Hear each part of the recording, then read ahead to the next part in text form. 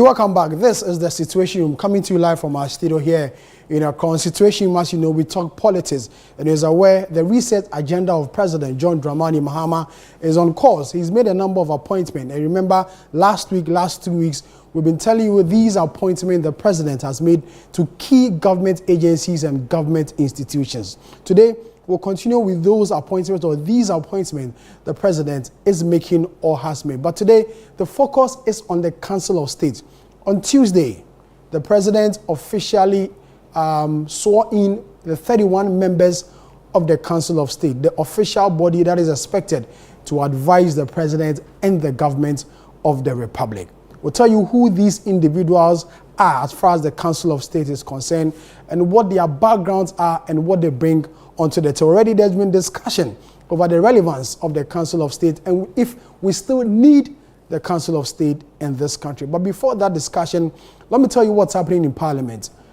Yesterday, or Wednesday, there was a major ruling by Akwatia High Court that says that the Member of Parliament for Akwatia, Ernest-Kumi, is not supposed to hold himself as the Member of Parliament for that area. There was a contempt, against him, and then the issue came on the floor of Parliament today. Just today, the minority addressed the press conference, and they are challenging this particular ruling by the Akwatia High Court. As always, I do this show with my colleague, friend, and brother, Fred Tete Jabano, who will give us details of this particular ruling by the Akwatia High Court and what it means to the minority in Parliament and what the minority intends to do about this particular incident. Fred, what's up? Sammy, I'm doing well. How are you? Ade. God has been good. God is still keeping us. So, yesterday, we were surprised. All of a sudden, there was news from Akwatia High Court that says there's an issue with the Member of Parliament for Akwatia. The court had earlier ruled that, he was not supposed to hold himself as a Member of Parliament for the area and cannot be sworn in. But that particular ruling was defied. And then he was sworn in on the 7th of January. And yesterday or Wednesday, we were told that the court is holding this Member of Parliament, Ernest-Kumi, in contempt over his decision to be allowed to be sworn in as Member of Parliament for the area. Give us the genesis of this particular issue. Yeah, so, Sammy, following the December 7th elections, after the declaration of the results, you would recall that the NDC as a party had concerns with a number of constituencies where they believed that they had won that particular constituency in the parliamentary elections. According to them, some of the polling stations which had not been counted and added, some of them had challenges. They also raised concerns of the non-availability of pink sheets and result sheets from the various polling stations. So they had some challenge with a number of constituencies, of which Akwatia was a part of. Okay. You would recall that they even got to the extent where the EC had to bring some of these electoral officers here to Accra. In Tesano to count and continue the counting, the collation of the results. As part of this process, Akwatia was one of the constituencies which had the challenge. And that particular result was declared in favor of Ernest-Kumi of the MPP, as against his opponent from the NDC, Henry Boakye. What happened was that after the declaration of this particular result, Henry Boakye and his lawyers, including the NDC, headed to the High Court to file a petition to challenge the results of this particular election. And as part of the writ they filed, they also filed an application for an interim injunction seeking to place a hold on the swearing-in of the MP-elect at the time, as declared by the Electoral Commission. And the court, it was an ex parte application, by the way. This application was heard on the 3rd of January. And a ruling was given on the 3rd of January, where the court in Akwatia granted an 10-day interim injunction on Ernest-Kumi not to hold himself as MP-elect and not to be sworn in as Member of Parliament. Also, the injunction barred the Clerk of Parliament from going ahead to recognize Ernest-Kumi as the elected member of parliament and further swearing him in as member of parliament. Ernest Kumi and his lawyers, this particular decision by the court was on the 3rd of January. Okay. Ernest Kumi and his lawyers, led by the Director of Elections for the MPP, Gary Nimako, also filed some processes seeking to overturn the decision and stay the decision of the court.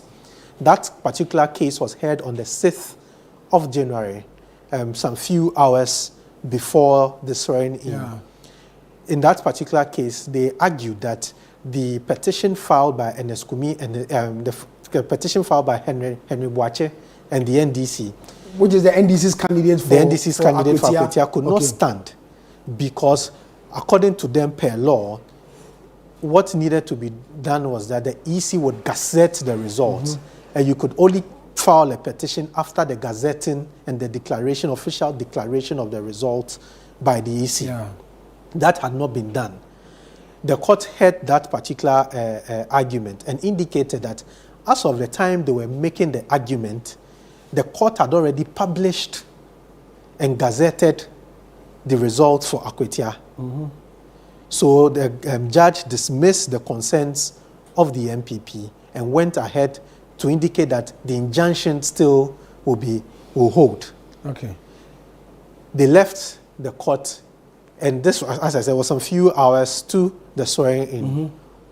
On the night of the swearing-in, when the Clerk of Parliament started the business of the House, he brought to the attention of the House the injunction ruling by the High Court and indicated that per what he has, he was wondering whether he could go ahead with that particular swearing-in of the Akwatia MP.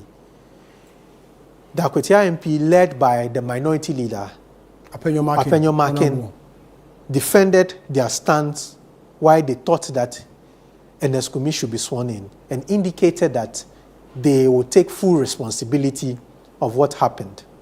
So then the Clerk of Parliament went ahead to do the swearing. But Sami, before we go on, let's take a look at some of the proceedings of that day, that particular interaction between the clerk and the minority leader, and would carry on from there and what happened yesterday in court.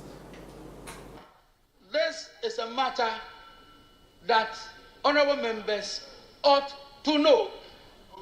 Since it is a court order, which order restrains the clerk to Parliament as well from proceeding or dealing with a member in this matter, I find myself constrained.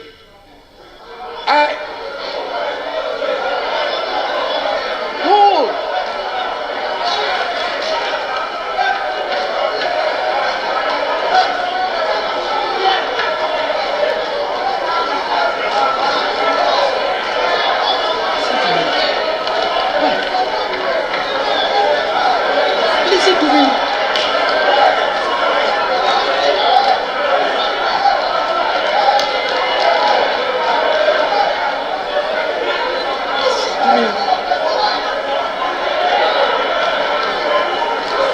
Don't walk through this thing.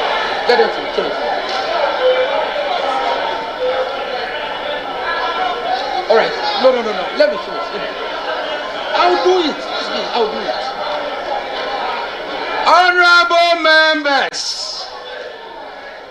All right.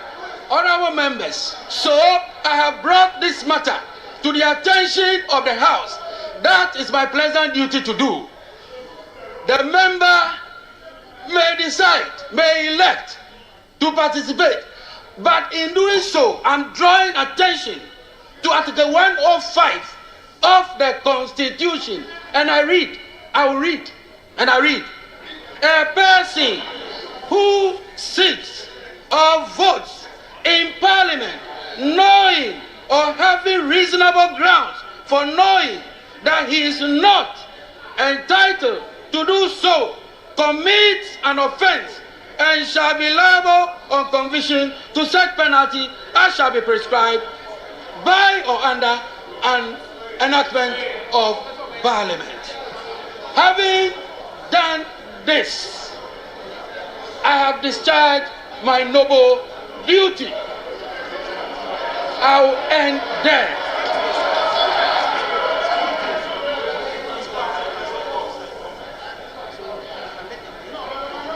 At this time, honourable members, I proceed.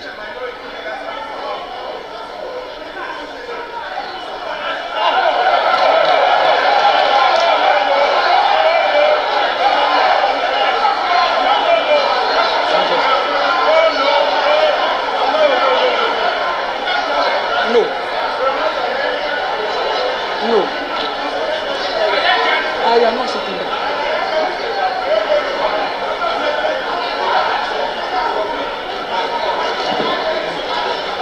No. Mr. Chairman, Mr.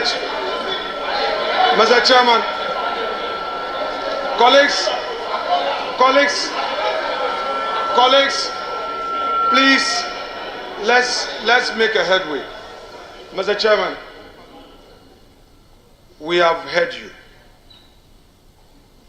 This is a house of rules and procedure that is not in doubt. This is a house that relies on precedence. I just have a simple answer to the point you made, and I have the instructions of my respected colleague-elect, Honorable Enes, and fortified by the precedence of this house, which precedence is dated 7th of January 2021. I simply, Mr. Chairman, the member so desires to proceed to be sworn in and to also participate in the election of the Speaker and bear the consequences himself.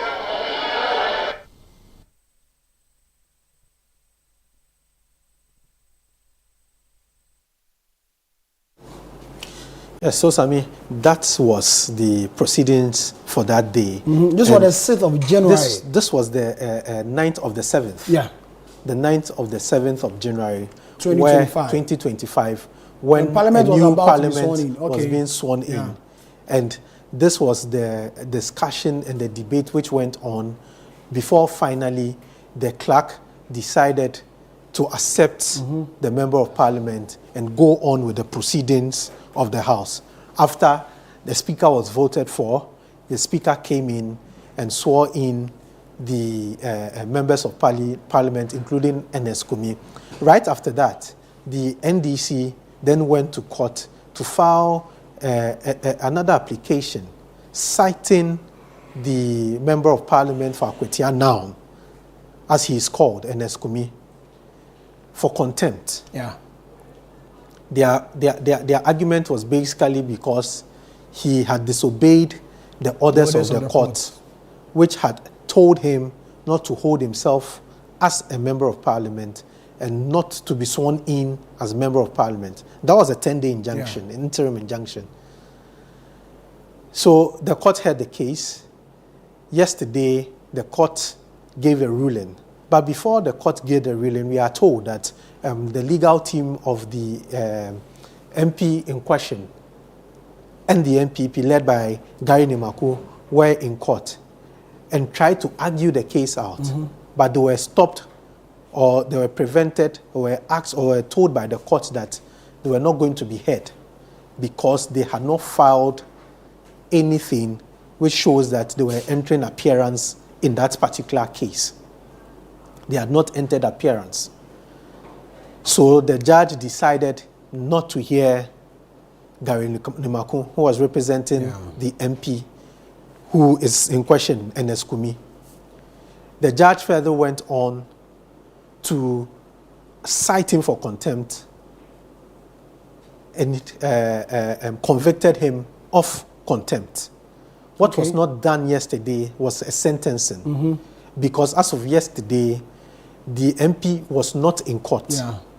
As of the time the court was hearing that particular case, he was in the House of Parliament in Accra. Yeah. This particular decision took place, or process took place in Koforidua, the Koforidua High Court. So the court went on further to issue a bench warrant for the arrest of the Member of Parliament to be brought before it for sentencing. And so if he's brought back, or eventually he decides to go to Koforidua and face the judge or court, he's likely to be sentenced. He will be sentenced. He will be. Unless there are mitigation factors. But as it stands now, he's been convicted of contempt. So he could go to jail or fine. Which one? There are various options available to the judge, and that is in the bosom of the judge. He could be sentenced. But what are these options? He could be sentenced to a term imprisonment. It could be 2 weeks. It could be 1 month, depending on what the judge says he wants to do. He could be sentenced to prison. He could be fined. Okay. He could be fined. So these are all in the bosom of the judge.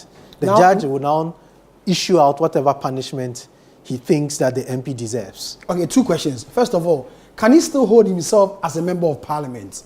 And secondly, we understand the minority or the MPP has filed an appeal against this particular, ruling the contempt ruling. So whilst this appeal process is going through, does he have the right to hold himself as a member of parliament, or he still refuses to be a member of parliament? As we speak now, he's been sworn in as a member of parliament. Yeah. He still remains a member of parliament until the court decides otherwise. Don't forget that this particular case is in two different. Yeah. There are 2 different cases. There's the injunction case, with an interim injunction, which was for 10 days. Then there's the substantive case of the petition, which is challenging his election. That has not been dealt with. So as we speak now that he's already been sworn in, he still remains member of parliament for Akwatia till that the court hears the substantive case challenging the election and declaration of Enes as member of parliament. When the court hears that case and decides that Enes was not properly elected and overturns that particular election, that is when he cannot hold himself as MP. But as we speak now, he can hold himself as MP. What some legal practitioners are advising is that, once you have been cited for contempt, sometimes you can go and mitigate. You can go and beg. You can go and plead with the court. Somebody like Martin Kebu is saying that, look, one of the ways you can go and beg is that you go to the court and tell the court that you are resigning as a member of parliament. Because your action which got you to be cited for contempt was the fact that you were sworn in as a member of parliament when you shouldn't have. So the best option available, according to Martin Kebu, is that a member of parliament to resign. Go resign and plead with the court that I disobeyed your orders. I went to swear in. Now I have resigned just to obey your orders. That'd be a difficult one. That's a very difficult one. Very difficult That's one. a very difficult and nobody will want to go that path. Yes. Another school of thought or another advice by other group of legal practitioners is that go and challenge that particular ruling in a higher court. So that will be the Supreme Court? It could be the Court of Appeal or the Supreme Court. Okay. So when you go there, what you do is that you also file an application of stay to stay the decision of the High Court, whilst that higher court decides on the ruling of the court. Is this case similar to the Jachikwesin's own? Do we find some similarities here? Not too similar. Okay. In the Jachikwesin case, there was indeed an injunction by the High Court, but the injunction was not served on him. That's what we are told. Okay. It was not served on him. It was brought to the attention of Parliament on the night of the swearing in. But it was not served on him, and we are not told whether the application was indeed served on Parliament. But in the case of Enes, the ruling was served on him. He was in court.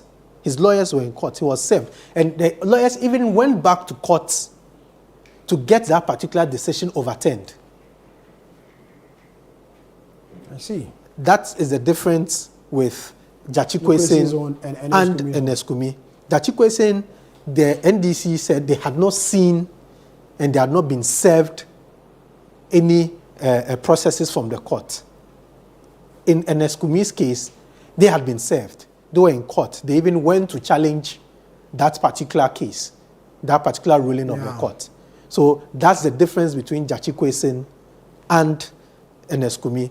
In terms of the petition was also challenging the legality of the election. Yeah. That has not been heard yet. And I'm sure after this particular leg of the case, the court will go in to now hear the substantive case proper. Interesting development. We'll let the lawyers discuss this particular matter and then test the laws as far as this particular matter is concerned. There's been a precedent on this matter, and we'll see how the court will look at this issue. Already the MPP has said they filed, a motion to appeal this particular ruling by the Kofodia High Court, and we'll see that how it rolls out. Just before we came on air, the minority led by the first whip? The second MP, deputy whip. Yes, MP for Wage Agbawi addressed the press conference saying that they stand with their colleague member of parliament, and he's even expected to even make a statement on the floor of parliament today. We'll see how that particular... But standing with their colleague since the night of the swearing-in. And remember, Apenyo Makin even... Yes, he made it very clear that he would take full responsibility. Yes. That. And yesterday he addressed a press conference that, the minority will study the ruling and they'll come out on this particular issue. Let's see how it rolls out as far as the country's democracy is concerned. So we are done with Eneskumi and Parliament. Another issue we wish to discuss is the Council of State. You remember very well on the 11th of February, when there was supposed to be election of Council of State, we saw some few violence, the exchange of blows and the likes in some parts of the country, especially the Ashanti region and the Northeast region, which resulted in elections not taking place in these two regions. Well, elections took place on the 17th of February, and the two regions elected their various representatives to the Council of State. On Tuesday, President John Dramani Mahama officially swore the Council of State in, and then made up of 31 members, 16 elected members across the country, 11 appointed or nominated by the president, and 4 automatic qualifications. So if you look at the constitution of the Council of State, there are some 4 slots which are supposed to be automatic. So first of all, a former Chief Justice must be in there, a former IGP must be in there, the president of the National House of Chiefs is part of the 4, and a former Chief of Defense Staff. And all these individuals, were in there when the President of the Republic swore in the 31 members of the Council of State. So Fred will take us through, the entire list of who these individuals are, and also the debate about the relevance of the Council of State. The President mounted a spirited defense why we still need the Council of State and why it's an important constitutional body as far as Ghana's democracy is concerned. But Fred, before you go on the screen, this debate. Sami, the Council of State is established by the Constitution. Of course. Article 89 to 92 of the Constitution talks about the establishment of the Council of State and its members. Over the years, the people have asked the question whether is it still a relevant body. For me, I think that the Council of State is still very relevant. Sami, look at the number of people who have been on the Council of State. You would realize that the people you mentioned, the ex-official members, there's a retired CJ, a retired Chief of Defense Staff. There's the retired IGP, the Chief Justice, retired. The President of the National House of Chiefs. These are people with various and varying backgrounds in the running of this country. You look at the kinds of people who are appointed onto the Council of State. You have lawyers, you have businessmen, you have economists, you have medical doctors, you have people from different parts of society who have gone through the process of running a government or running governance or being in governance and bring in experience to advise the president. But then the argument also has been that it's just a rubber stamp to whatever the president says. We've not seen a Council of States which has really come out to challenge decisions of the president, even though their meetings are held in camera. Yes. We haven't, seen. But you see, Sammy, you take oaths, and some of these oaths you take upon yourself tells you that you are supposed to keep certain things in secret. These are a council made of experienced elderly old men and old people, women. Not just old men and women. Experienced. In recent times, we see young men. Experienced elderly people who understand how to deal with people. Yeah. You see, I can't come and advise you in private. And when you decide not to take it, I'll come out in public and come and say, this guy, I advised him, and he didn't take it. You understand? The Council of State is supposed to give you advice. Mm-hmm. And advice is an advice. Advice can be taken or not taken. You understand? Your duty is to advise. You look at the last parliament, when there were issues in parliament, where members of parliament decided not to cooperate, and it had to get parliament to be closed for a number of weeks. You realize that the Council of State intervened, called the speaker, called the leaders. So you see, it is important. You see, it's just that we may not see the relevance of the Council of State because we are not privy to the advice. Their works are not in the public. The advice they've been given to the president. We only assume that whatever the president says, they take. But that cannot really be the case. You have somebody like Justice Georgina Wood, who was in the last Council of State.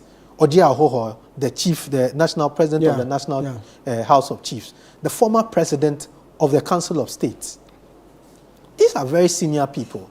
Why would they be rubber stamping what the president says? Do you understand? So for me, I think it's relevant. What we just need to do is to relook at it and reshape it and make it more relevant for our current circumstances. Friend, we'll go for a quick break. When we come back, I'll let you take us through the 31 new members of the Council of State sworn in by the president, on Tuesday. You're still watching Channel 1 TV, and this is the Situation Room coming to you live from our studio here. We'll go for a quick break. When we come back, Fred will take us through the list of members of the Council of State under this government or administration.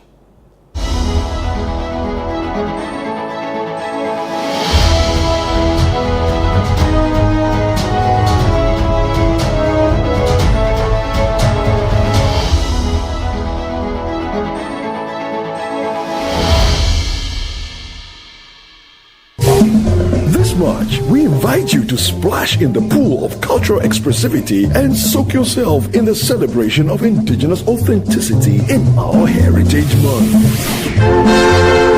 Join us for the Heritage Month launch on Friday, February 28th as we kick off a month of unforgettable experiences. Pack your bags for the Heritage Caravan, a week-long adventure across Ghana from March the 2nd to the 9th. Discover the beauty and history of our land. Savor the flavors at the Back to Your Village Food Festival, a culinary extravaganza on March 29th and 30th. Taste the essence of Ghana. Tune in to the Heritage On Air series on 97.3 CDFM and Channel 1 TV. Feel the rhythm of our music, journey through our religious history, and indulge in indigenous Ghanaian food. Join us to celebrate our heritage this Heritage Month, where every moment is a story. Only on Channel 1 TV and 97.3 CDFM. Of their labors, toils of the brave, which have brought return.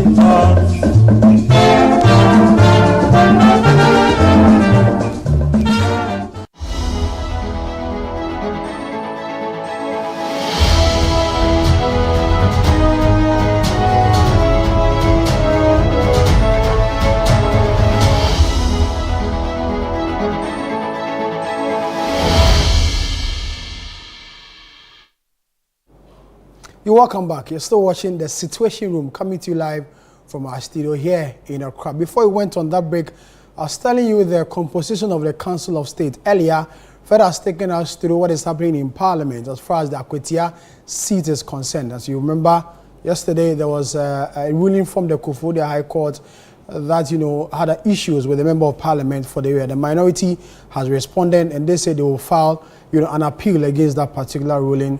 We are now discussing the Council of State and the composition of the Council of State and the debate as to the relevance of the Council of State. As I mentioned earlier, the Council of State is made up of 31 distinguished individuals across the country. 16 of them are elected, 11 of them are appointed or nominated by the President, and 4 of them have automatic qualification to be members of the Council of State. So Fed will take us through who these 4 automatic automatic qualifiers. They are called ex-official members. Ex-official members of the Council of State. Yes.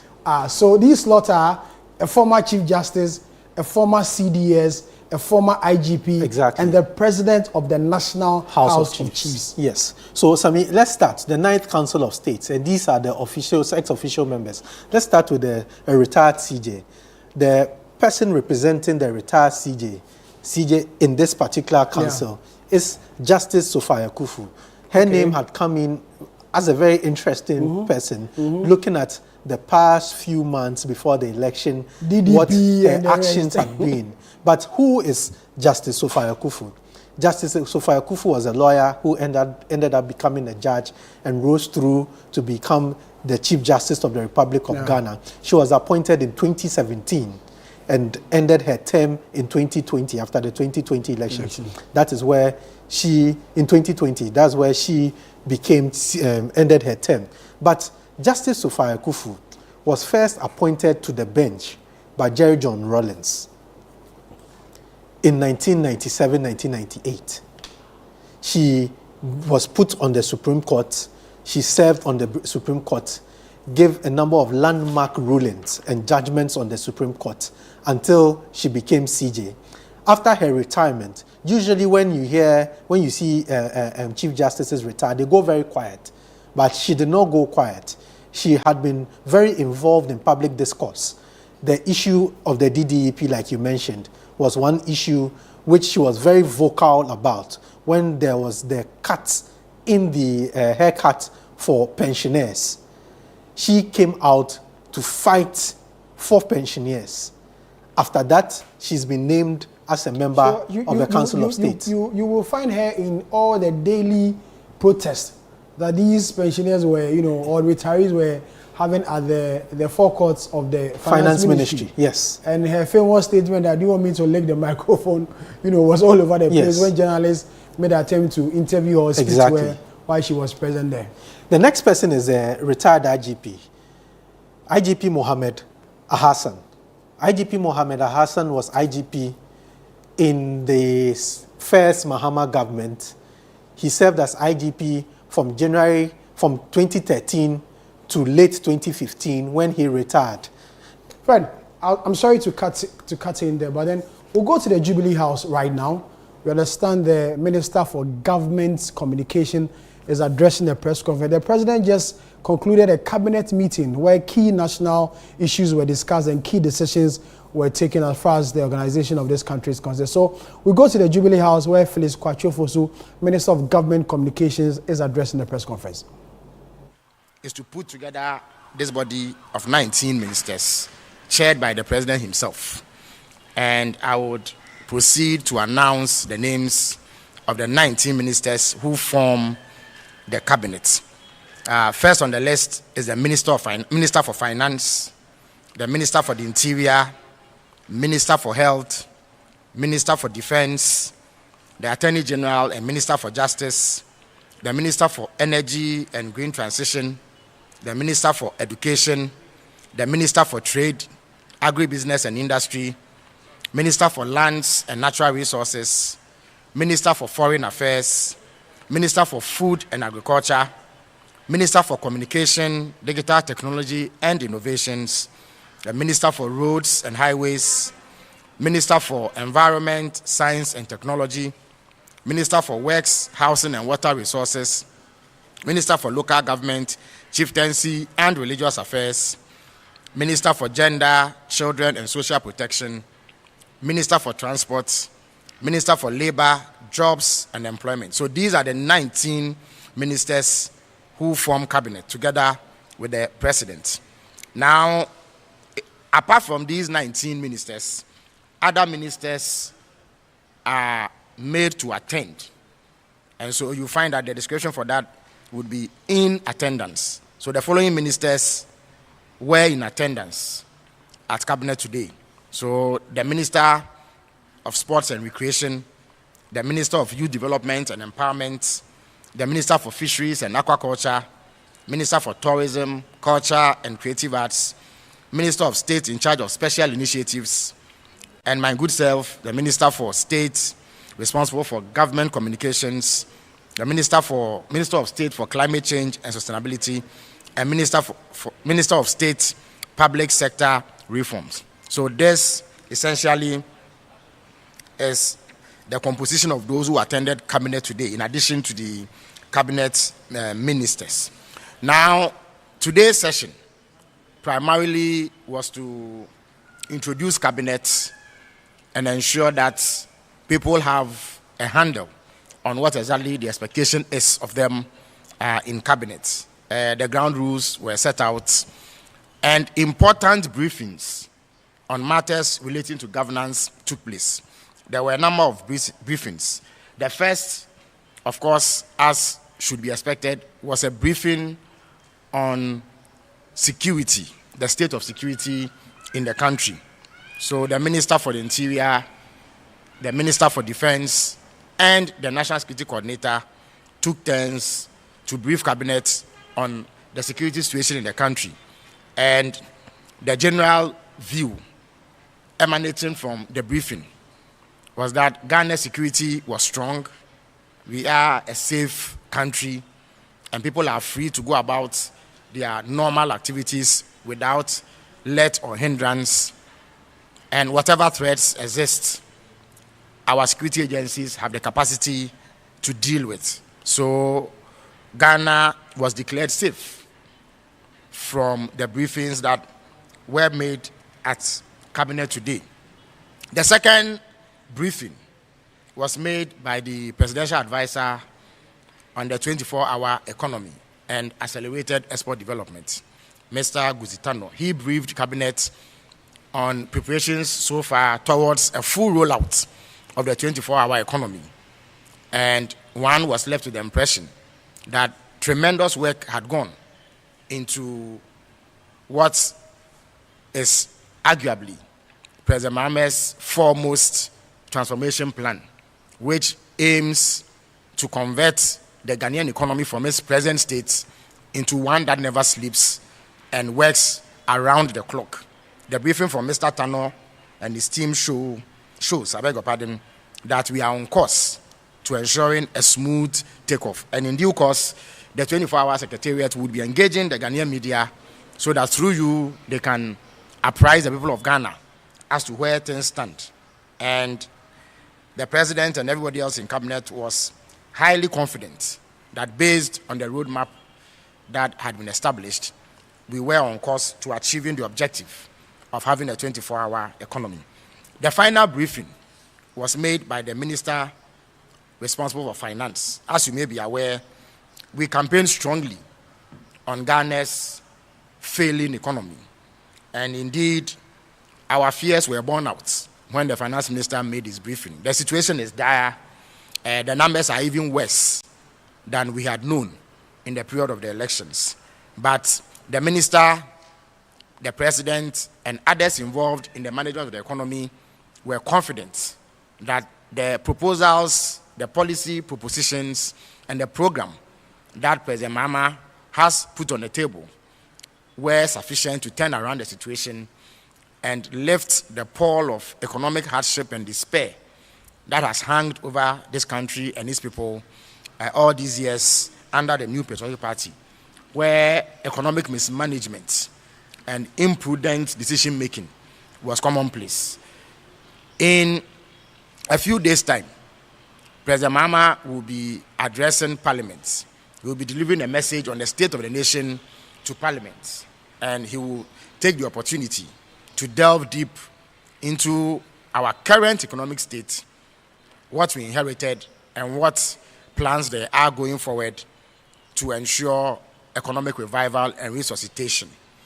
A few days after that, the National Economic Dialogue will take place from the 3rd to 4th March.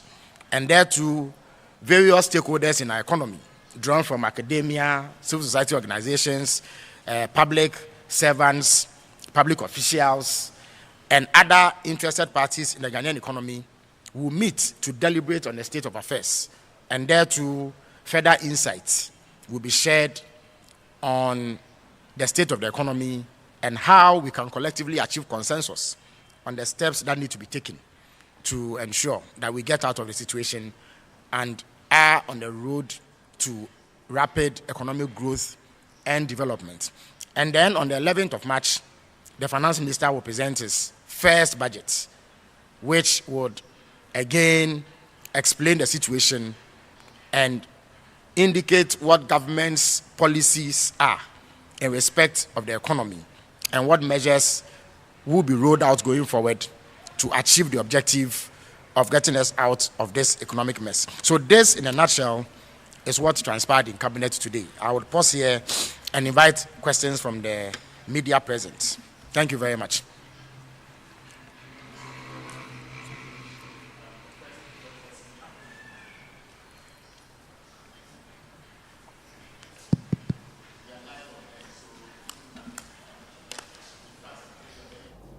Felix Akwatia, Minister of State in charge of Government Communications, addressing members of the Presidential Press Corps on some decisions taken by Cabinet after a meeting or the first ever Cabinet meeting of President John Dramani Mahama. He listed the 19 ministers who are expected to be in Cabinet and the rest who he described as in attendance, or ministers who are supposed or who can attend Cabinet meetings, even though they are not cabinet, cabinet ministers of the Mahama administration. Listing, these ministers, out there. So, Felix Akwatia, they are addressing members of the Presidential Press Corps on some decisions taken by government, the 24-hour economy, as he mentioned, the briefing by the finance minister on the current state of the Ghanaian economy, the briefing from the security chiefs on Ghana's state of security, which he says that Ghana is safe and the country's security agencies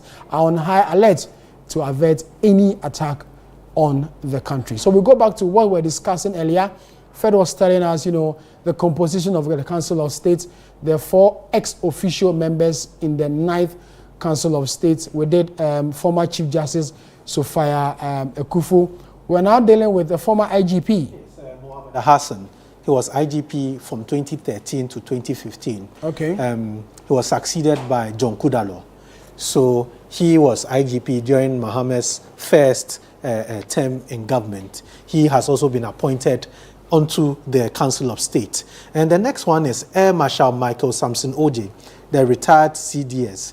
He was appointed in 2016. So he was CDS from 2016 to 2017 when President Mahama completed his first term in government. He has been appointed onto the Council of State. Then the next ex-official member is Ojiahoho Yao JB III, President of the National House of Chiefs. He, per his position as President of the National House of Chiefs, still remains on the council. He was on the council, of Nana Akufo-Addo. The second term. Exactly. That was when he was elected as President of the House of, he taking over from Togbe Afede. Exactly. Togbe Afede was a member under the first Akufo-Addo. So the second Akufo-Addo, it was Ojiahoho. And then he was re-elected for a second term as President of the National House of Chiefs. The more reason why he's also part of this particular new set of Council of State members. Sami, we move on from the ex-official members and go to the appointed members. The appointed members, we start with Dasibre Boama Dakon. He's Ochiman Adonte Hene, and he is the chief of Kukrantumi. He's the Kukrantumi Hene. He has been appointed also to the Council of State. The next one is Osaberima Kwesiata II, the Chief of Ogwa, the paramount Chief of Ogwa. He has also been appointed onto the Council of State. The next one is Justice Vida Akoto-Banfo. Justice Vida Akoto-Banfo is a retired Supreme Court judge. Okay. Justice Vida Akoto-Banfo, you recall, was part of the first panel of judges who sat on our first ever presidential petition. Election petition. That was 2013. In 2013. She was part of the 5 justices who voted and indicated that President Mahama was rightly elected and validly elected. She was part of that 5-member team of justices who voted for that particular decision, as against the other 4. She has also earned a place on the Council of State. Then we have His Royal Highness Mankpawura Jakpa Ako Ade Boroni. Jakpawura is from the Savannah region, and he's the paramount chief for the Mankpan traditional area. And we have Cletus Avoka. Cletus Avoka, a long-time parliamentarian, a majority leader, at a point Minister of Interior. He retired from Parliament. He was part of the 3 wise men. Yes, he was part of the 3 wise men. He retired from Parliament during the last election. He decided not to go for re-election. He has also earned a place through appointment onto the Council of State. Then we have Right Honorable Edward Koblido Ajaho. That's a former Speaker of Parliament. Former MP for Aveno, exactly. He has also earned his place on the Council of State. He just didn't earn the place as on the Council of State, but he's been made the chairman of the Council of State. So Edward Do Ajao is the chairman of the Council of State. The next one is Dr. Eunice Brookman.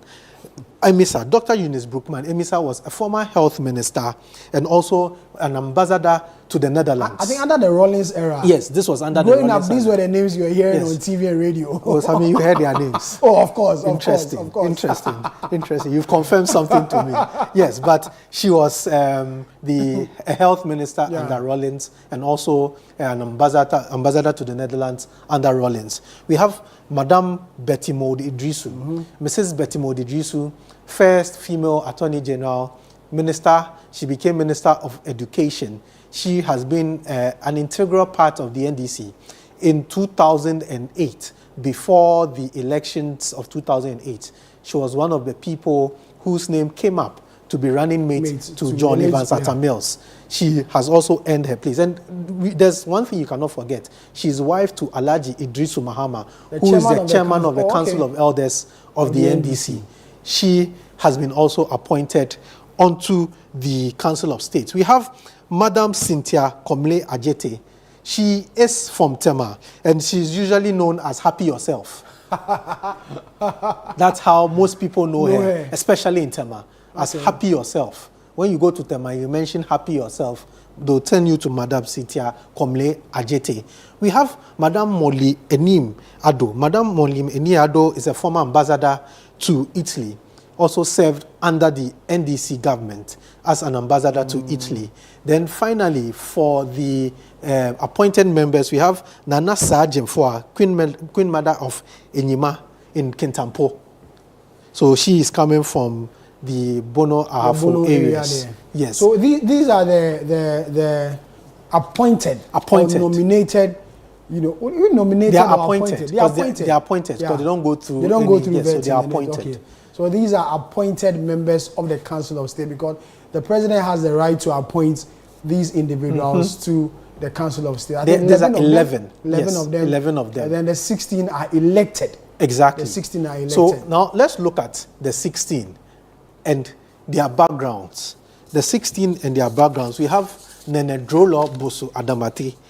He was known as Dr. Kingsley Fletcher. Okay. Dr. Kingsley Fletcher. He's a pastor. He runs an international organization called Fletcher International Services. And he's a chief for Se traditional area. Dr. Kingsley Fletcher, also known as Nene Drolo Boso Adamate the First. Then the next person we have is Alhaji Mohammed Mumuni. Alhaji, well-known, former Foreign Affairs Minister. Former running mate to the late Atta Mills. Former MP for Kumbungu. Kumbungu, exactly. I remember him very well. He served as MP for 3 terms for Kumbungu. Then finally left to go and serve on an international body for ECOWAS, and later, I think, the AU. He has also been elected to represent the people of Northern Region. Nene Drolo Boso Adamate is representing the people of the Greater Accra region. We go to the Volta region. Gabriel Atuple Kwame Tanko. He runs the Tango Foundation. This gentleman is a member of the NDC. He contested the Ketu North election against Edem Agbana. Okay. He was the one beaten by Edem Agbana. You recall that after that election, there was a bit of dispute, where the party had to call all the two parties together and decided to settle on Edem Agbana. Initially, there was news that he was going to go independent. He came in to dismiss those reports and said that he was going to remain in the party. So yes, he went to contest and has been elected as the representative for the Volta region. We have Maxwell Boache. Maxwell Boache is the youngest. I think the 32-year-old gentleman, yeah. He's a businessman, he's an entrepreneur. He plies his trade in Takwa. He is representing the people of the Western region. Then we have Samson Abudu, Sedu Samson Abudu. He is the chief of Tinga from the Bole district in the Savannah region. He was also elected onto this particular Council of State, representing the people of the Savannah region. Then we have Pe Adiali Ajitam III, President of the Upper East Regional House of Chiefs and Chief of Chiana. He also has made his way onto the Council of State, representing the people of the Upper East. Then we have next is Odeneho Dr. Afram Brempong, also known in private life as Dr. Kusibwache Yadom. He is a registrar at UNE. He spent his life in academia.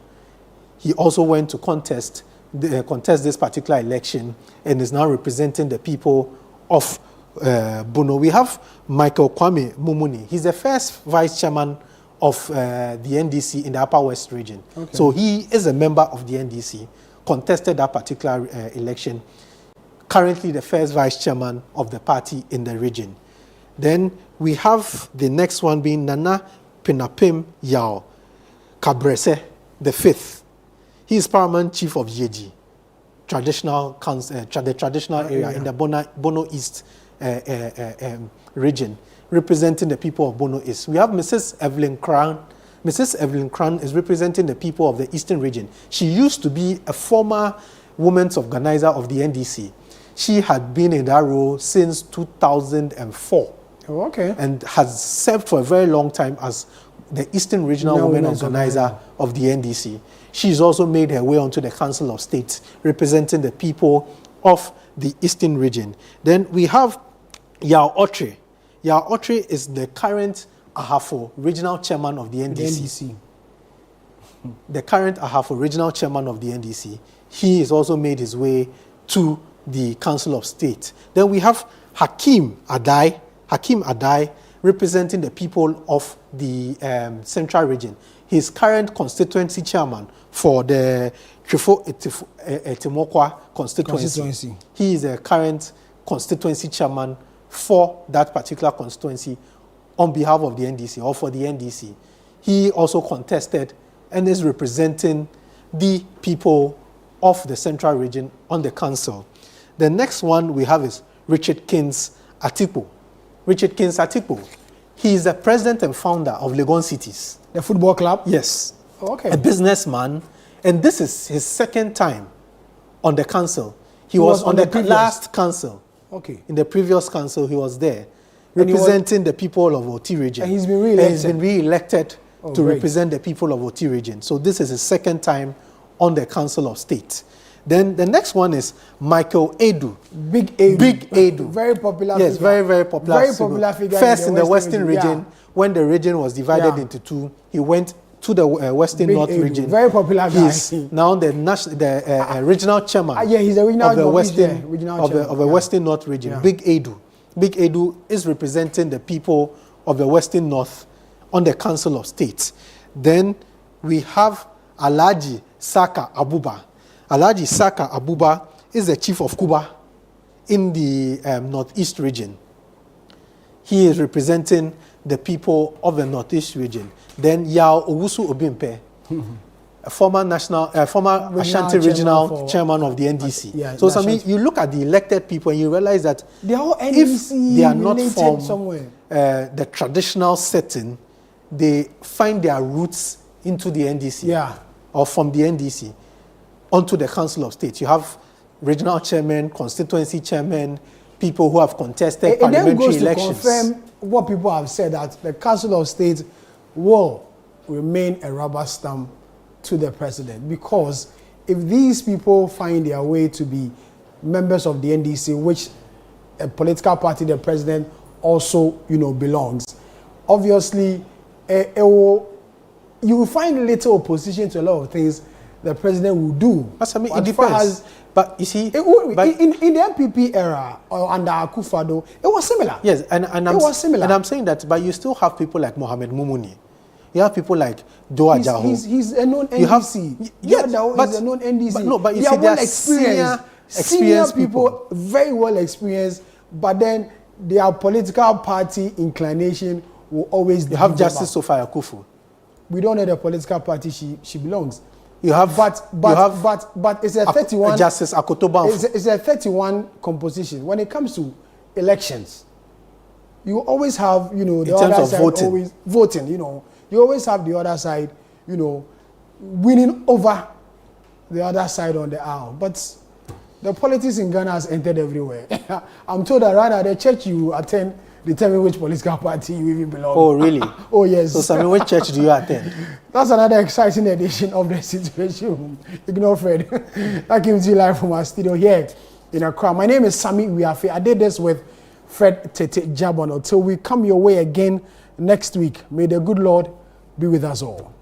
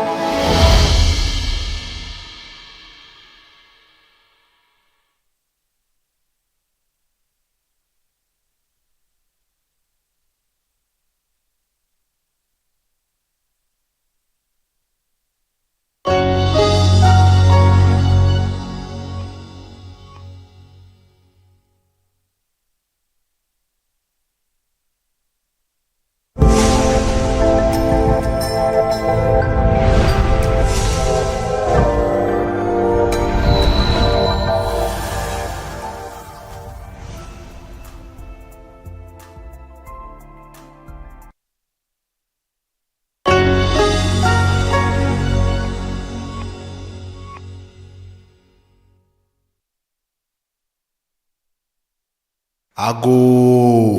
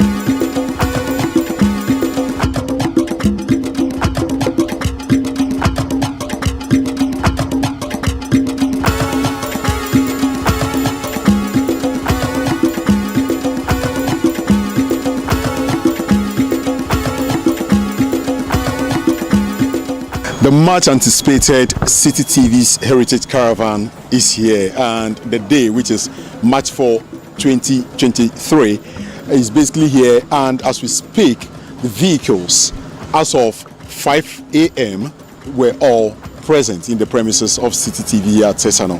And in the premises itself, you would see that the entire place is currently congested because dozens of patrons have arrived and are going through the registration processes, where they are being given some souvenirs and other paraphernalia from our major sponsors and partners as well, for that matter. This morning they will be treated to some heavy gun kenke, and from there we would probably arrange and then move to the Volta region by 8:30 a.m. on the dot.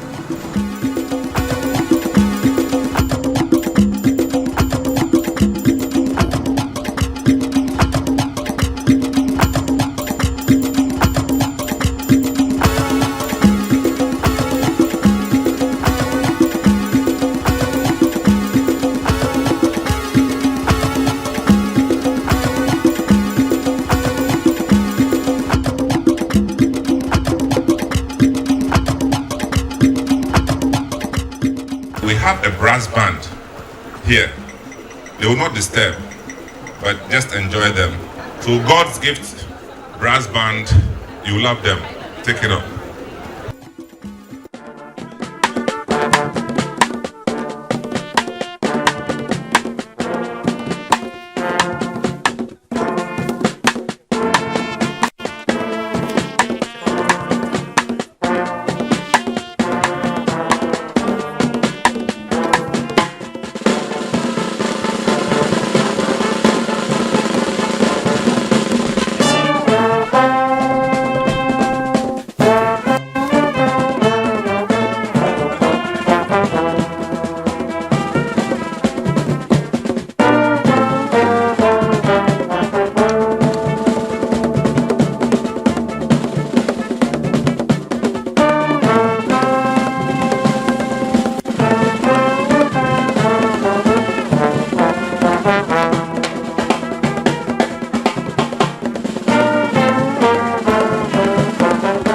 It's a bright Saturday morning, the 4th of March 2023, and the moment we've all been waiting for is here upon us.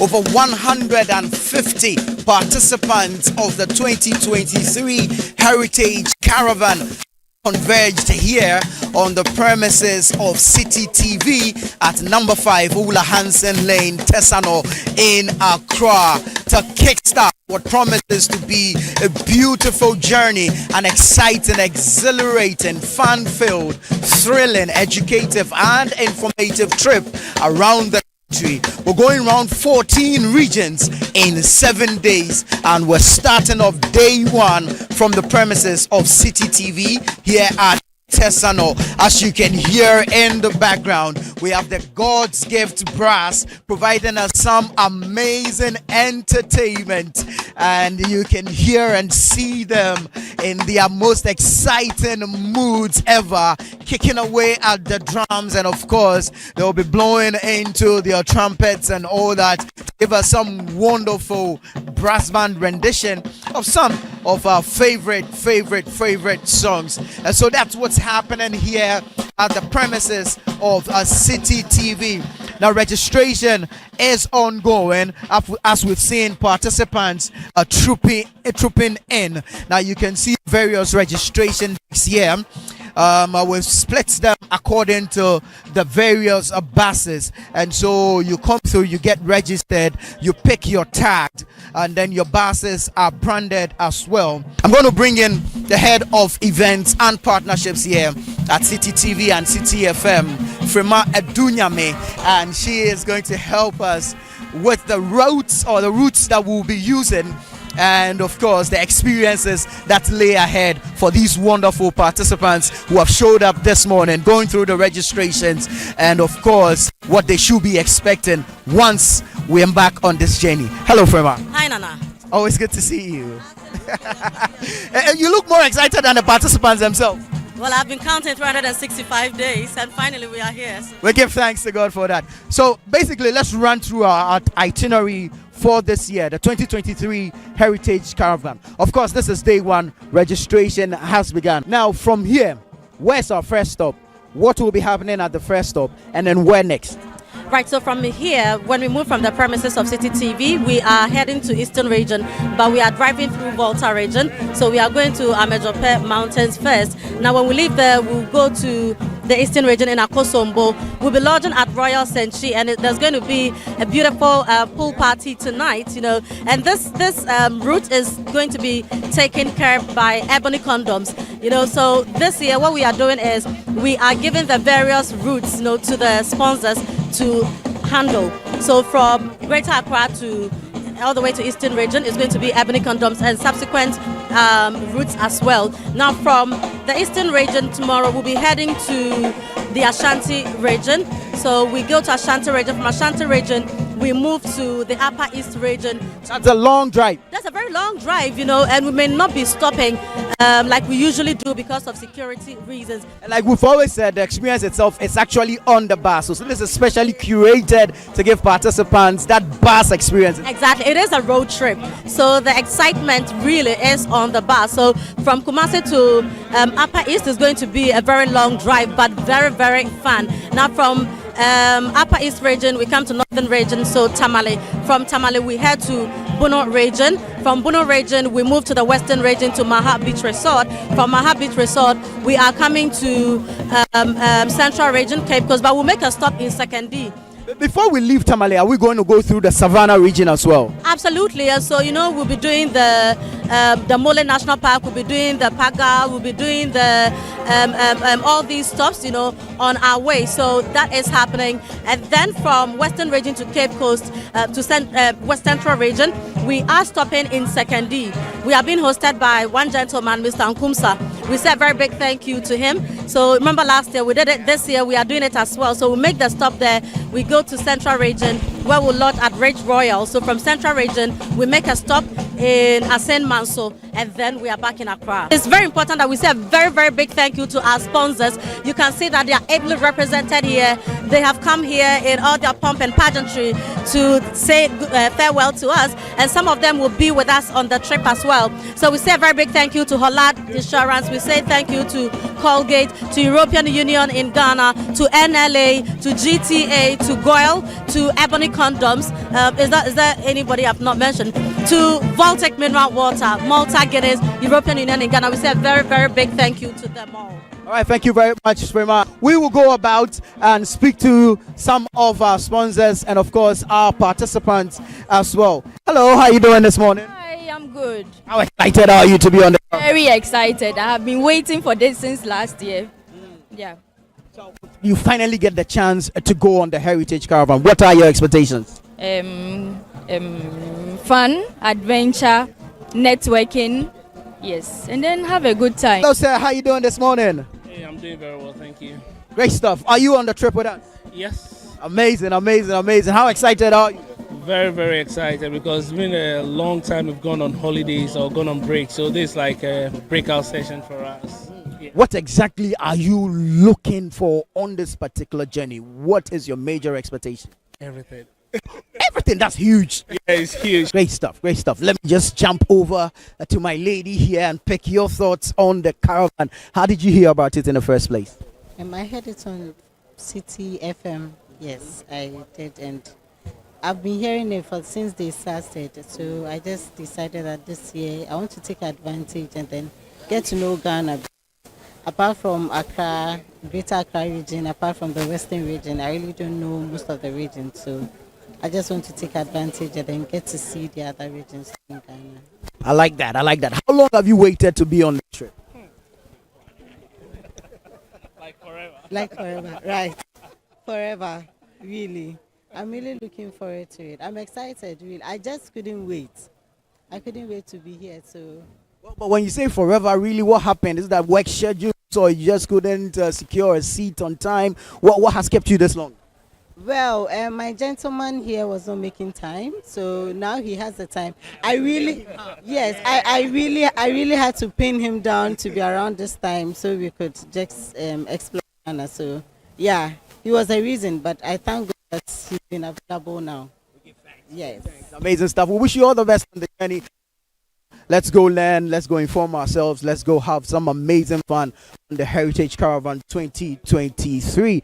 Of course, you see God's gift brass. Yes, now they're on their feet, they're ready to charge it up and give you a wonderful experience even prior to setting off on this journey.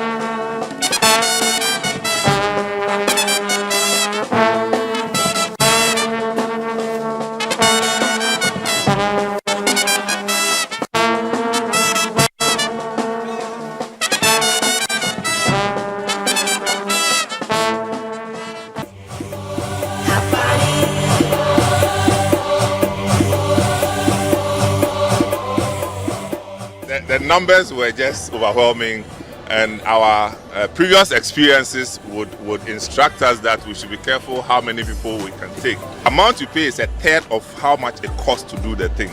Those who have been traveling, you know what I'm talking about. Okay, let's say a prayer. Father, we thank you for this trip. We trust you. We say it is well with us and it should be good.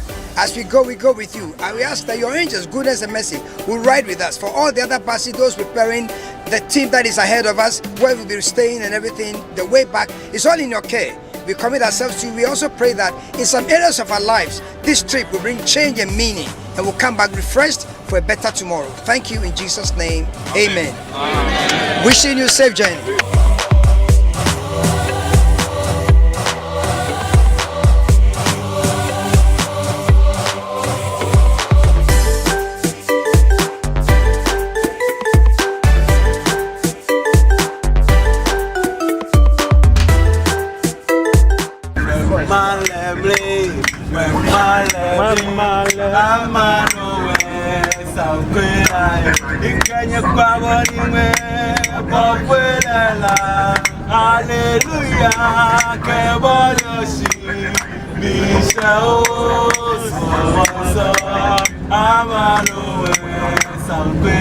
Or it is corner, or it is altar. Which one is it?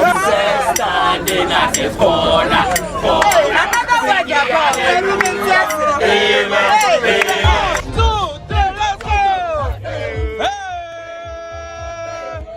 Let's go. Are you ready? Let's go. Shake it, shake it, shake it. Let's go.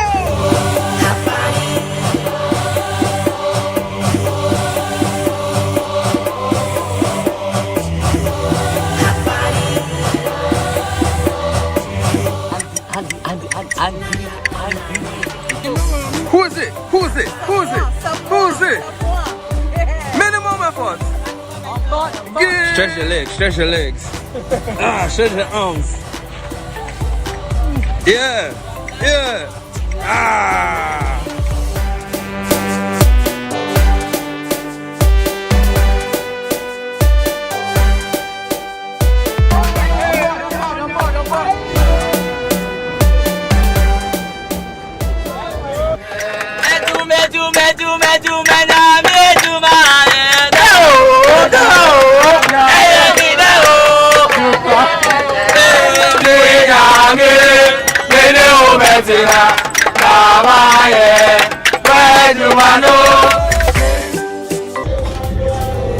Hey, what is he standing there for?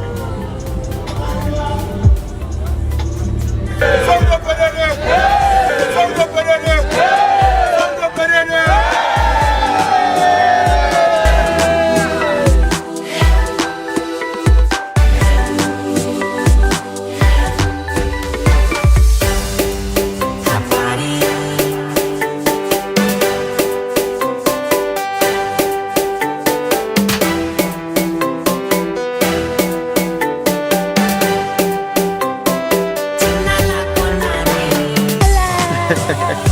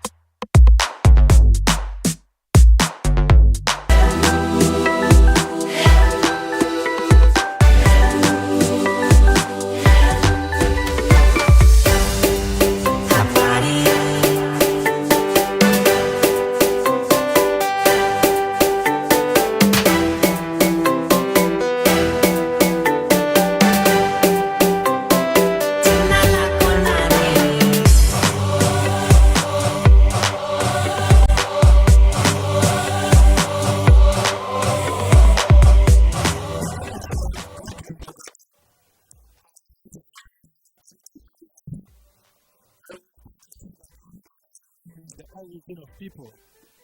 Some practices in Africa, the people they actually migrated from the Benin city of Nigeria, and then they were brought to the people of war. So it was war that actually brought them onto this island. So the highest human settlement in the whole of Ghana, which of course is 2,400 feet above sea level. And then we happen to have the second highest mountain in Ghana called Guinea Mountain. Guinea actually is a nation. After the German and American missionaries instituted, basically because the people were converted to Christianity by the German missionaries from Germany. So the name Guinea actually is just happen to shift Christianity into this country. Now,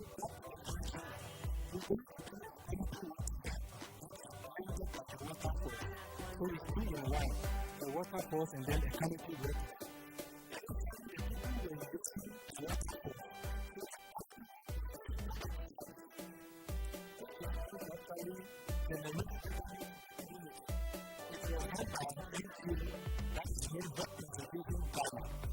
And this NGO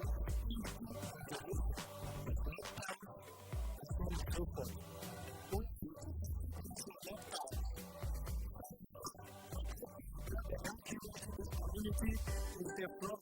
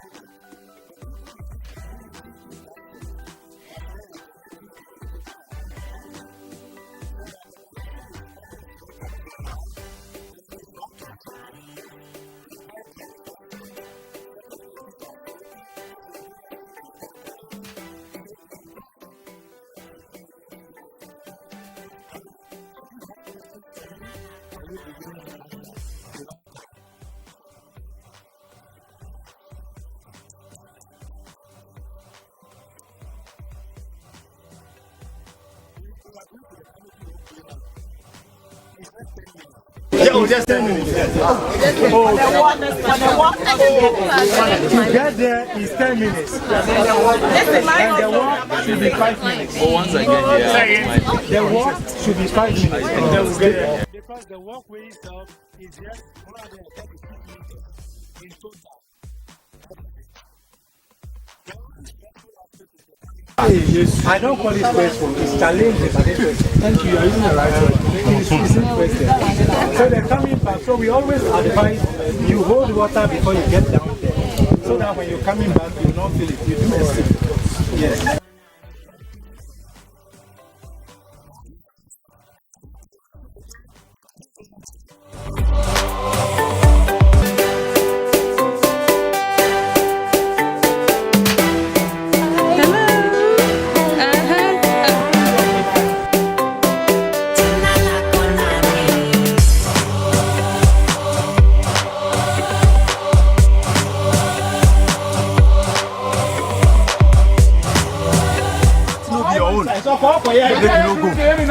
If you don't get for two, don't go.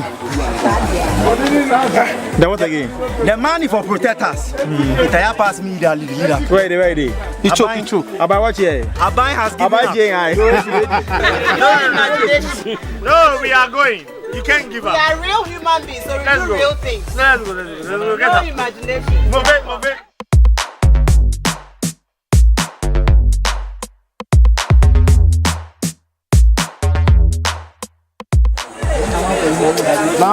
But him and I'm my mom. Any summit can we have any? But Nabalaba.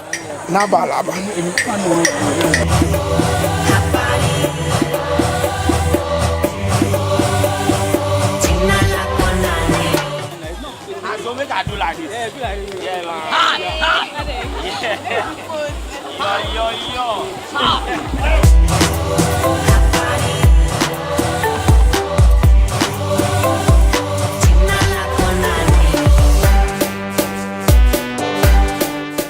It was lovely, exhilarating. I'm panting. I was tiring, but yes, worth it. Also, this lady has always given me the energy to do great things. And one of them is this one, a Kitampo, a 2020 Caravan. She helped me do Kitampo, and today she has helped me do Amidube. So I thank her very much. And also for marrying me for 23 years. Wonderful. Wow. Thank you. Wow. He has always been my pillar.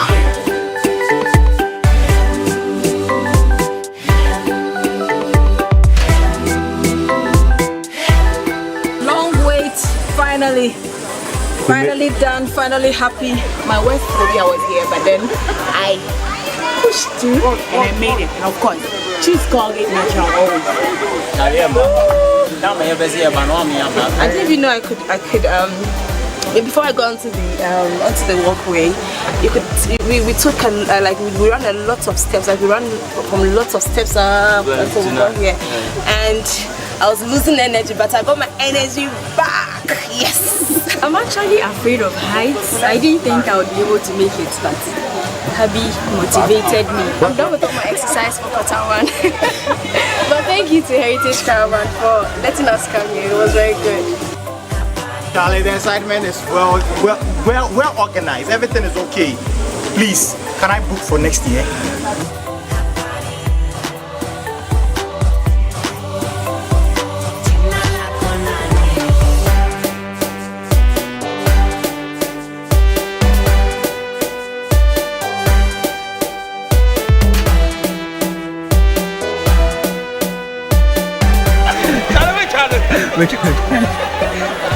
This place, I can't afford.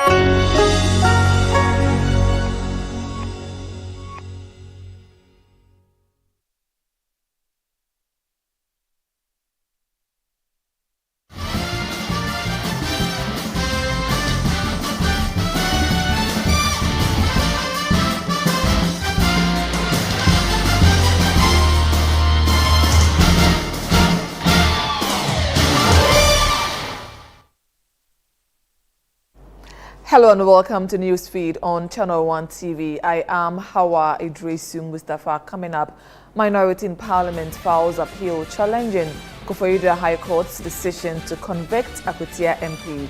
Also coming up, Labour consultant Austin Game condemns Clocksack strike, describing it as an abuse of engagement process.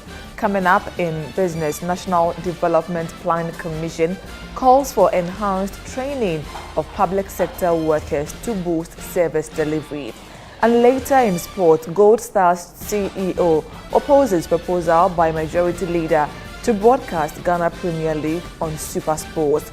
Details of our stories now. The minority in Parliament has filed an appeal against the order of the Koforidua High Court, which cited the Member of Parliament for Akwatia, Ernest Yaokumi, for contempt and issued a bench warrant for his arrest. The caucus also filed a stay of execution of the court's order pending the outcome of the appeal. The Koforidua High Court convicted Ernest Yaokumi for contempt after he defied an interim injunction barring him from being sworn in as a legislator. A bench warrant was subsequently issued for his arrest after he failed to appear before the court for sentencing. The second Deputy Minority Whip, Jerry Ahmed Shaib, addressed the media on the matter. At this stage, let me state further that legal steps have been taken. A notice of appeal has been filed against the ruling of the High Court at the Court of Appeal. An application for stay of execution pending appeal has also been filed at the High Court, number 3, Koforidua, Moreover, all the parties to the certiorari and prohibition application, including the judge, His Lordship Justice Emmanuel Senyo Amedehe, who is the respondent to this application before the Supreme Court, have been duly served. Further legal steps would be taken, and the minority caucus in Parliament will address the Ghanaian public on the way forward. Ladies and gentlemen of the press, Ghana's democracy thrives on fairness, the rule of law, and the principles of justice. The actions taken against Honorable Ernest Yaokumi threaten not only his rights, but also the very foundation of our democratic processes and principles. The judicial system must not be weaponized to serve partisan interests.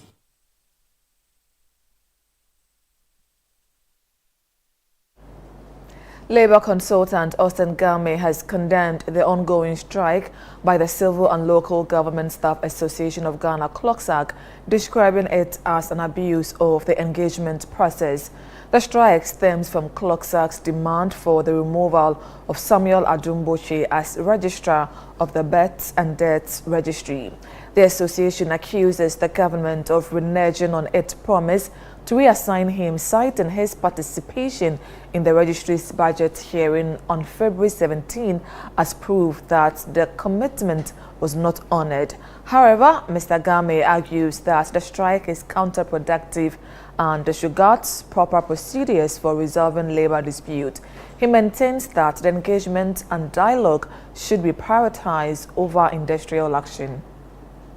Is a watchword. Every serious person in this world today engaged in talking about issues that concern them. If you will not talk, then you have to kill. One of the killing is to use either gun, knife, cutlass, or go on strike. If you go on strike, the cost is equally like destroying yourselves. That's what it is. So I think that that's not fair for the social partnership that they have. But that's what it's there now. You can't go to the Labour Commission, so you go to the court. If they want to practice adversarialism, strike is adversarial. If you go on strike, you are practicing adversarialism. There is a body for it, the law courts. If you want to go in a civil right way and having matters resolved through a process of either facilitation, negotiation, or mediation, you go to the Labour Commission. You look for a private person that has the capacity to help you. But if you cannot do it that way, then you kill yourselves, destroy yourselves. You can call it anything. The government has granted a 10% wage hike for employees in the public sector. This move follows successful negotiations between the Labour Union and the President, John Dramani Mahama, who personally engaged with the unions to secure their support for the adjustment. This pay rise marks the second adjustment in less than a year, with the last one occurring in 2024 when the government approved a 23% increase aimed at addressing rising living costs. Here's the Minister of Employment and Labour Relations, Dr. Rashid Pelpo, making the announcement. An increase in the national daily minimum wage by 10% over the 2024 national daily minimum wage, which translates into a new national daily minimum wage of 19.97 Ghana cedis. The effective date for the implementation of the 2025 minimum wage shall be 1st of March 2025. All establishments, institutions, or organizations whose daily minimum wages are below the new rate should adjust accordingly. Meanwhile, President John Dramani Mahama has pledged to increase the base pay in 2026 should the economy recover. This journey with you, but I just appeal to you that let's reach agreement on this one so that we use this year as the year of correction And then after we've corrected, we'll see how the economy continues to go. Once the economy moves in the direction that we are all hoping for, we all, if we have an independent emoluments committee, maybe if you suggest 35%, I'll support you because it will affect my pay too. The West Africa Gas Pipeline Company Limited, WAPCO, has announced that it is 70% through with its maintenance works in preparation for the resumption of gas supply to Tema. The maintenance involves a planned offshore pipeline cleaning and inspection exercise, also known as PEGIN, which was rescheduled for February 3, 2025. It is expected to be completed by March 2, 2025. During a press briefing at its site in the Tema Industrial Area, Engineer Benoni Owusu-Aye, the Operations and Maintenance Superintendent for Western Operations at WAPCO, stressed the company's commitment to completing the works on schedule. We are within schedule because we, in terms of percentage, since we have about 5 picks to launch and we only have one remaining to launch, so I will say about 70% completion, about 70%. We hope to resume supply to Tema and also Lome. We will still have to carry out some activities on the Cotonou lateral, because from the Tema job, the vessel will move to Cotonou. Cotonou, we are doing an inspection in Cotonou. We'll run several picks, and intelligent picks, about 6 of them.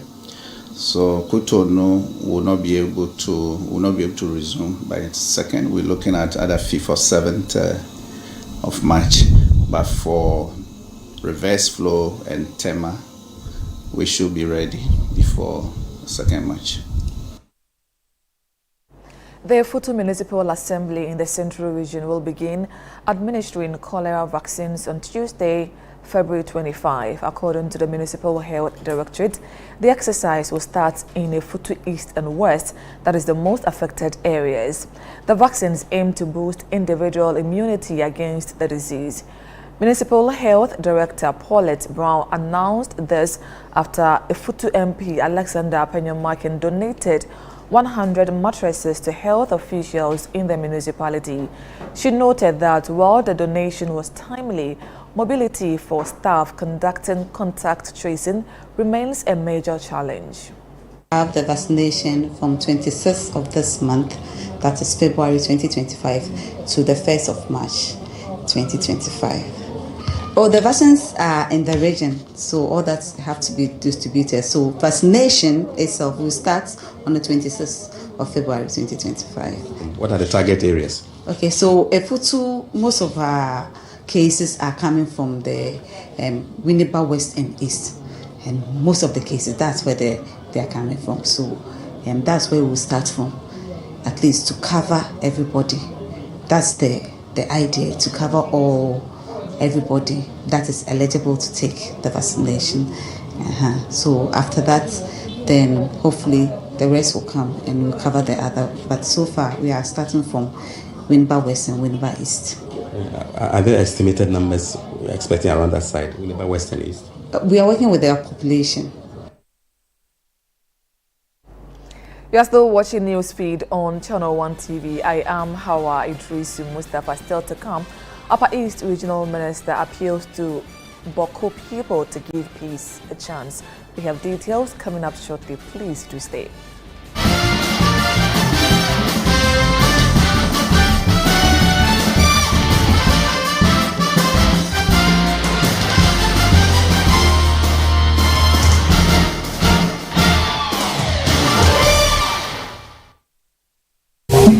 This March, we invite you to splash in the pool of cultural expressivity and soak yourself in the celebration of indigenous authenticity in our Heritage Month.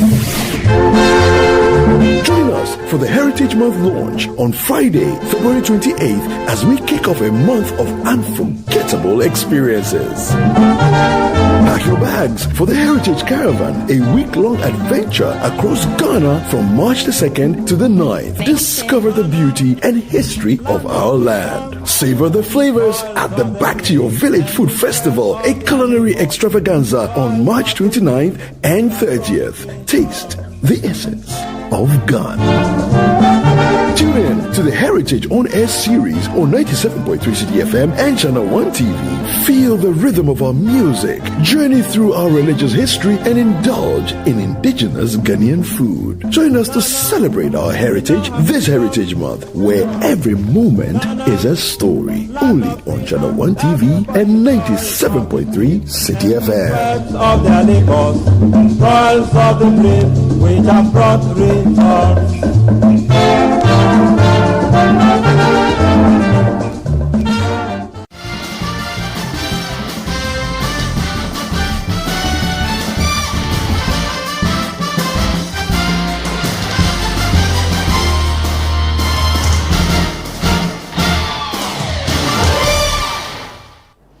You're welcome back. This is Newsfeed on Channel 1 TV. Let's do some other stories now. The Upper East Regional Minister Donatus Akamugiri Atanga has appealed to the people of Boko to give peace a chance. The Boko area was plunged into chaos in November 2021 following attempt to install a parallel chief to the Boko Naba, and peace has since not been sustained. Addressing traditional rulers from the Kusau traditional area at the Zugrana Palace, the regional minister noted that Boko is a very vast economic hub for the Upper East region and Ghana at large. However, the instability in the area has drained down the economic benefit that could have been attained. I'm not going to do anything outside what our president has done. So I want to assure you that he has asked me to represent him in the region. All what commitments that he's made here, he will direct me and I'll follow them accordingly. So I want to appeal to the people of this area that peace is very paramount. Peace is paramount. We need peace in order to develop. So let us all give peace a chance. But peace will only come if there is fairness. And so I will also call on we those who are in leadership position to be fair and impartial in dealing with our matters, so that everybody can be at peace. Everybody will accept the verdicts. But if they have a cause to think that you are not partial, that's where the problem will come. Let's head to the Western region now, and the regional minister Joseph Nelson has urged the military to demonstrate greater commitment in tackling the persistent pollution of water bodies caused by illegal mining. Addressing top personnel of the 2nd Infantry Battalion at Apremdo in Takoradi during his institutional familiarization visit, he warned that failure by the military and other security agencies to clamp down on illegal mining could lead to devastating consequences. All of us are at risk, when it comes to, the pollution of the environment, our water bodies. And so we must all be committed in fighting it, regardless of who is involved, because otherwise we are choosing, death over life. It's a choice. Leadership is about making choices. And yes, as I indicated elsewhere, those who are doing that are eking out a living, aren't they? They are, but you have to do so within some same, boundaries. The fact that you have to, otherwise, when you are walking through town and somebody attacks you and takes your money, perhaps his reason will be that he must survive. That cannot be the right thing to do. Now, the head of events and partnerships at Channel 1 TV and City FM, Frema Edunyame, has emerged as the valedictorian of the University of Ghana's 2025 Master of Arts program in Marketing Strategy. with a distinguished career spanning radio, television, public relations, and corporate leadership. Frema Idoyame, as she is affectionately called, has cemented her place as a powerhouse in Ghana's media landscape. Speaking on behalf of her cohort, Frema Idoyame urged her fellow graduates to apply the skills they acquired during their studies to drive positive change in their respective fields. We are leaders, innovators, and change makers. Let us take inspiration from Nelson Mandela's words, quote, "Education is the most powerful weapon which you can use to change the world," unquote. And as Mahatma Gandhi reminds us, quote, "Be that change you wish to see in the world," unquote. Let us go forth boldly, lifting each other, celebrating each other's successes, and never forgetting the strength, resilience, and determination that brought us to this moment. In closing, I leave you with a timeless words of Maya Angelou, quote, "Do the best you can until you know better. Then when you know better, do better," unquote. Fellow brothers, we know better. Now, the head of news at Channel 1 TV and City FM, Vivian Kailoko, has also reached another milestone in her illustrious career, graduating with a Master of Science in International Business degree from the University of Ghana Business School, Legon. Vivian Kailoko has built a reputation as one of Ghana's most respected broadcast journalists and news editor. Her journey in journalism spans years of dedication, during which she has contributed significantly to news broadcasting, media analysis, and public discourse. And on this note, we say a very big congratulations to all our graduates here at Channel 1 TV and City FM. Away from that, campaign for female education that is Comfort, in collaboration with Trends Research and Advisory, has conducted a study to assess systematic barriers that hinder adolescents from fully accessing education and healthcare when it comes to their reproductive health. The workshop saw a lot of stakeholders from the Ghana Education Service and the Ghana Health Service in attendance, as research consultants from Trends presented their findings from a case study on 5 regions in Ghana. Addressing the media executive director for Comfort, Fairuza Abdul Rashid Safian highlighted that the research will adequately educate adolescents about their rights as well as aid stakeholders on how to approach the subjects. Comfort Ghana, with the support of our lead consultant, Trend, has conducted a scoping study into sexual reproductive health in some selected regions and communities in Ghana. What is coming out from the study is that there's a lot of misinformation out there, and the fact that people are not even aware about the policies Ghana has on sexual reproductive health. We still have issues of cultural practices and norms that are against even discussing sexual reproductive health. We feel that this study is one of the things that would unearth what is actually out there to support what the government and development partners can do to ensure that young people are adequately informed. This is Newsfeed on Channel 1 TV. Up next, we have business with Netele Neti Ajaho.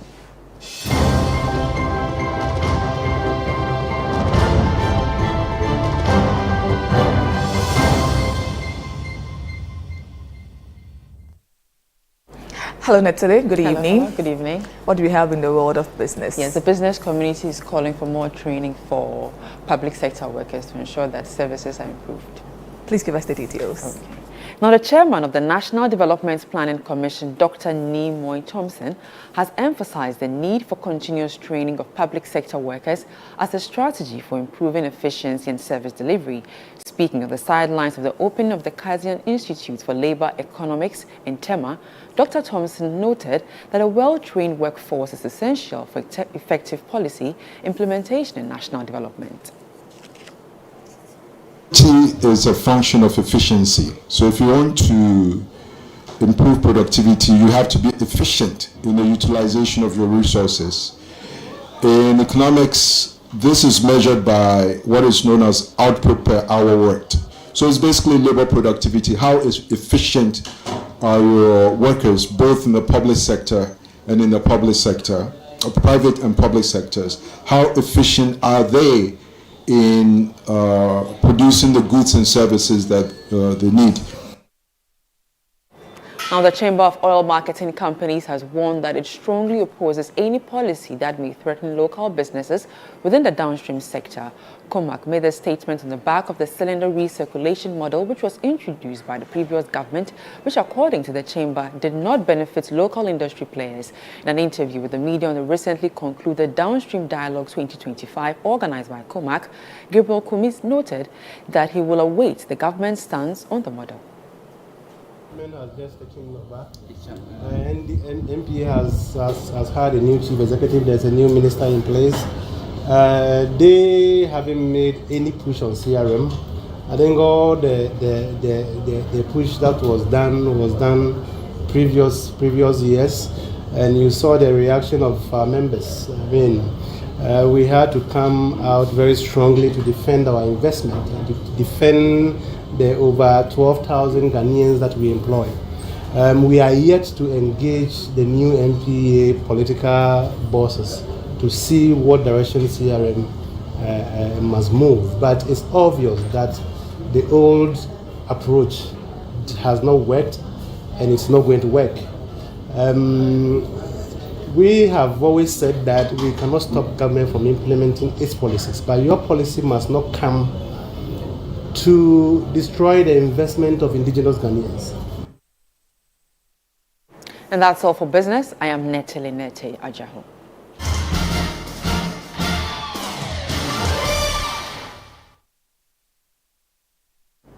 Next is sports with Bernard Abayukuoche.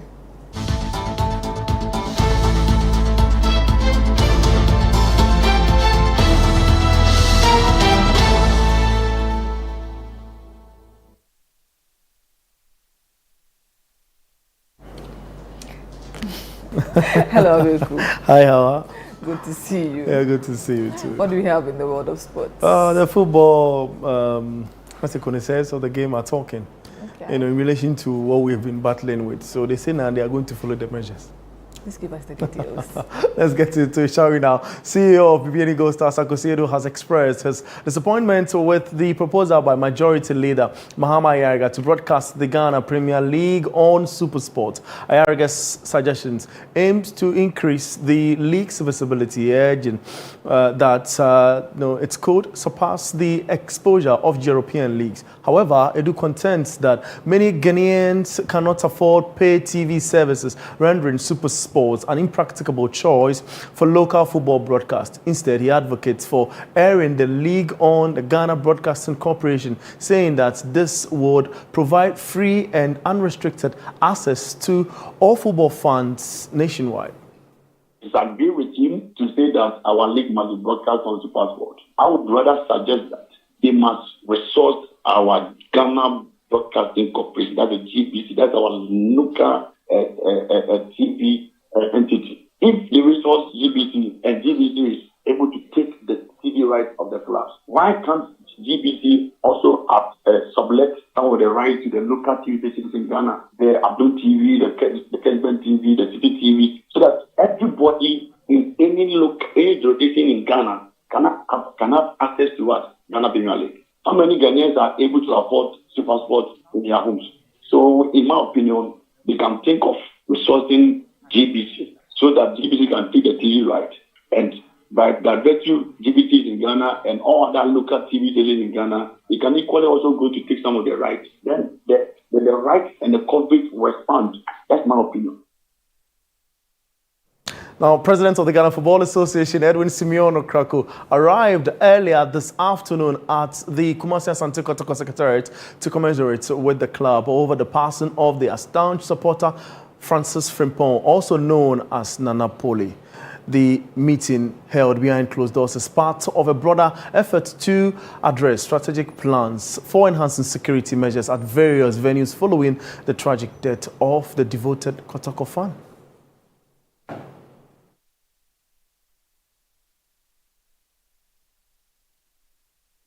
To the greatest league on planet Earth, and Mohamed Kudus' manager Graham Potter has acknowledged the challenge ahead as West Ham prepare to take on Arsenal at the London Stadium. The Hammers are determined to disrupt Arsenal's pursuit of the league leaders Liverpool, especially after Liverpool were held to a draw by Aston Villa on Wednesday night, missing a chance to open the gap at the top. Well, I think my experience would tell me there's never a good or bad time. It's just the time that you have, and you can't control that. We have to do what we have to do. Arsenal, whoever they play, are going to be extremely competitive because they're so well organised, well coached. The group is a strong group. Of course it is. It's competing at the top end of the Premier League and in the Champions League. So we know it's a tough game, and we have to respect that. And then it's about what we can bring to the game ourselves. We have to do that because that's really important for us in terms of how we want to move forward as a team and as a club. So as much as we respect the opponent, we have to also think about ourselves and, okay, what can we bring to the game?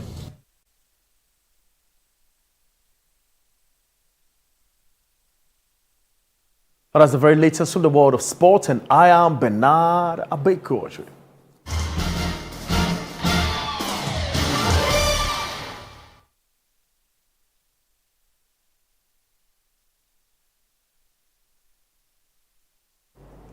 And that's it for Newsfeed on Channel 1 TV. I am Hawa Idrisu Mustafa. Pleasure coming your way always.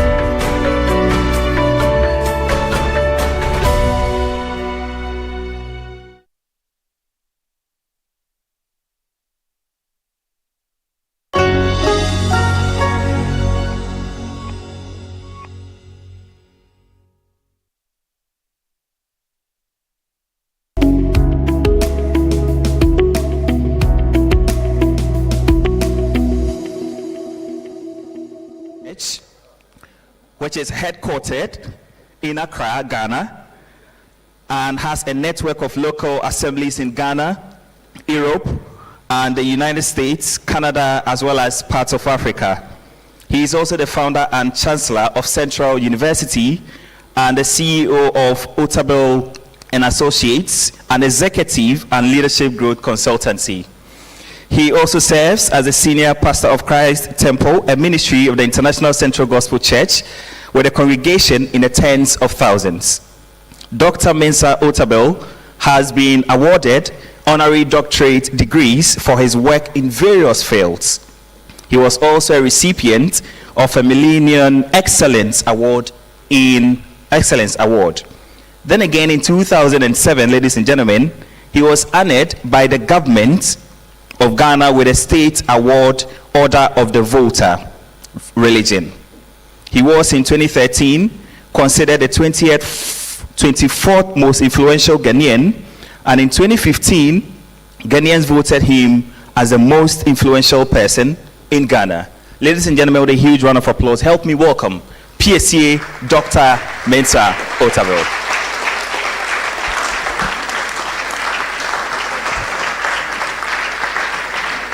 Yeah, so we would want to hear a word or two from the chairman.